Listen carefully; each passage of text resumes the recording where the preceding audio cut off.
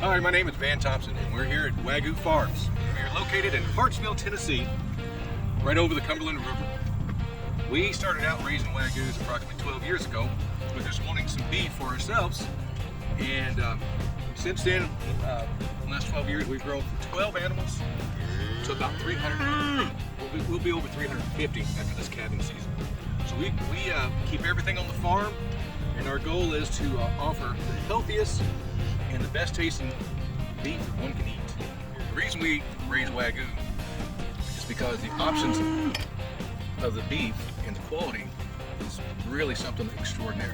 We raise both F1s, which is 50% Wagyu, F2s, which is 75, and 100% Wagyu. And that is genetically traced DNA all the way back to the parents in Japan. The IMF, the intermuscular fat, is the main attribute that a Wagyu provides. And the reason it is so not only tasty, but it's sought after is because it is the healthiest beef one can eat. It's actually, they've tested it out in Texas A&M, and it's healthier than salmon is. It has higher omega-3s and omega-6s than you will find in salmon. And that because of the healthiness of the fat, the intermuscular fat, the IMF, the Wagyu offers, makes it an excellent choice of beef for those that really are health conscious. It's actually better for you than salmon. And along with that, we raise our own corn, rye, oats, wheat, and different forages. So we know exactly what our animals are eating. So our goal is that we never want to give the animal something that we ourselves don't want to intake. So by doing that, we control the whole aspects of their diet, and thus we control our diet. And it makes for a healthier and a better tasting beef. So we do offer our cows eat corn and an assortment of minerals that we actually have shipped in through Texas by way of Japan. We try to offer them the same or as close as we can dietary supplements that they would also receive in Japan, and trying to achieve the same outcome. Our goal is a 40 to 50% IMF on our full bloods, and for that we also make the 50%, the F1s, which gives you a Western size steak and flavor, but it has that buttery taste. And F2, a little bit more, is very filling, but it also has a higher IMF, around a 30 to 35%, than our full bloods. If we feed them out correctly and pamper them, then they will receive a score of 40 or higher on the IMF. One other thing is that different countries have different grading systems. You have a select, a choice, and a prime here in the US, and then in Australia they have a completely different scale, and then in Japan a completely different rating. So it's difficult sometimes to try to compare the three. Japan still has the most outstanding quality of beef, and that's why when you go to a restaurant you're buying by the ounce. And if you do decide to try a full-blood Japanese at a restaurant, you want to make sure, one, that they give you an authenticity certificate. It should have a full-blood number, and it should also have a print, a nose print, just like a fingerprint. They will give that to you. Yeah, they take it, and it's just like you would put your finger and get, as when you get booked in, like I don't know anything about that. But they will do a nose print, because every nose print of a cow is completely different, and it'll be a certificate of authenticity. So I haven't gotten to where we're doing that on our cows yet, but we do try to trace it to their lineage, and we keep really extensive records.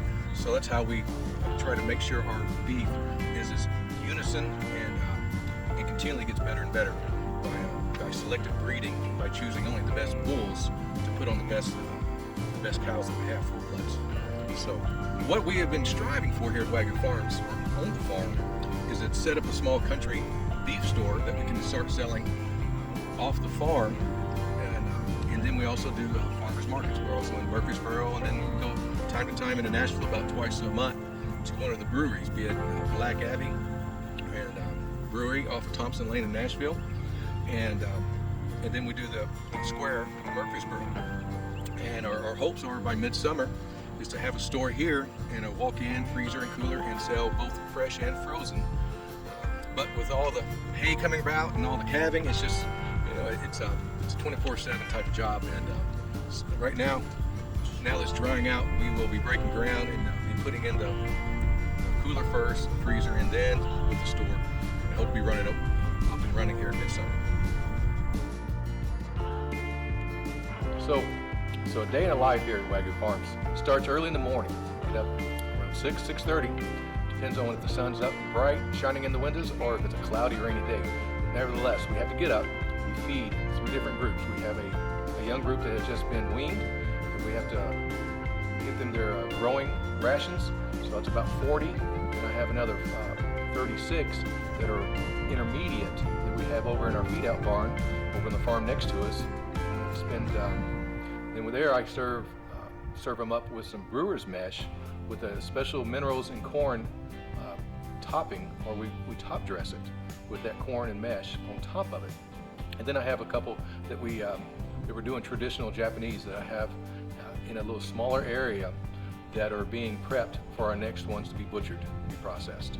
So it starts out at 6:30 and 7. I finish that by 8:30, and then we either are prepping the fields for harvesting and getting ready to harvest the hay and the wheat and the oats and the barley off of it, or we're about to get the fields prepped enough to start planting our corn crops. We'll be putting in about 120 acres of corn this year, and then we also have about 150 acres of hay and haylage that we'll be harvesting here in the next 3 or 4 weeks. Lord willing, if we don't get any more rain or get flooded out, that'll be what's taken in. And in between that, then we're calving off again another 60 or 70 calves, and puts around 100 to 110. So besides that, it's easy peasy. We start when the sun comes up and try to finish when the sun goes down. This farming, it's a whole lot more intense to do it right than one would expect, but the rewards are so much more rewarding, and being out here with the animals, you find yourself start talking to them. So you know you've been here a little too long. So one of these days I'll get back. We got a grandson and granddaughter coming up, so they love the farm and we love riding them around. So again, we try to make everything we do a fun, because if not, then you don't need to be farming, because it's tough as it is.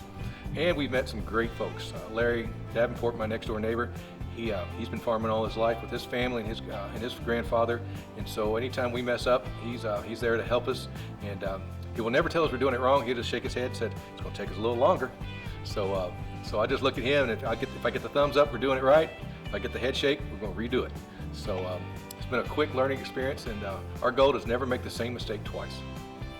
A quick history about the Wagyu cattle and the breed. It was brought over in 1976.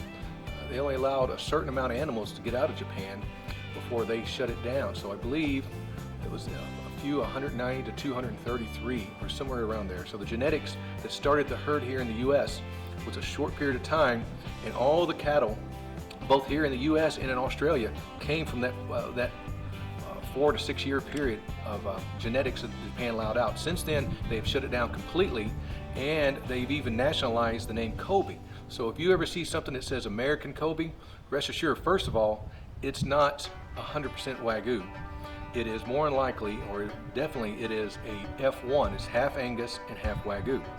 So if you see something that's charging by the ounce, like I said earlier, you want to make sure that you get an authenticity of where the cow came from, or the steer, and what the genetics were. If they don't provide that, then what you need to do is be very cautious about what you're getting there, because you might be getting smoke blown up your dress there.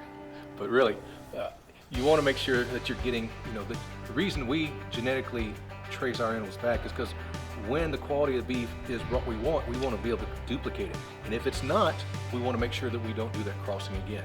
So even in the bad pairings is good information, because then you learn from it.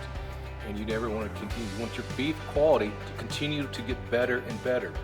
And the way to do that is to keep good records, know both your sires and your dames, what are good mamas, what are good quality beef makers, and what produces good quality milk, because you don't want a bunch of cows that marble out, you can't produce any milk, then you're having a daycare, a daily calving daycare, which is a lot of times it's fun for the first 2, 3, and then after that it's a lot of time. I'm bottle feeding 2 right now, and as much as I enjoy it, I can't wait till the grandkids get older so they can handle that responsibility. I got way more responsibilities to do than bottle feeding calves.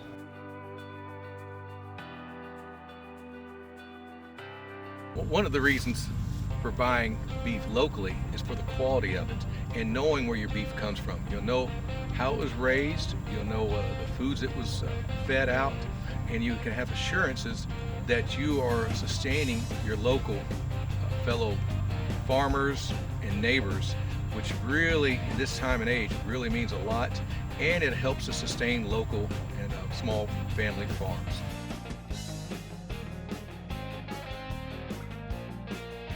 That's one bored puppy.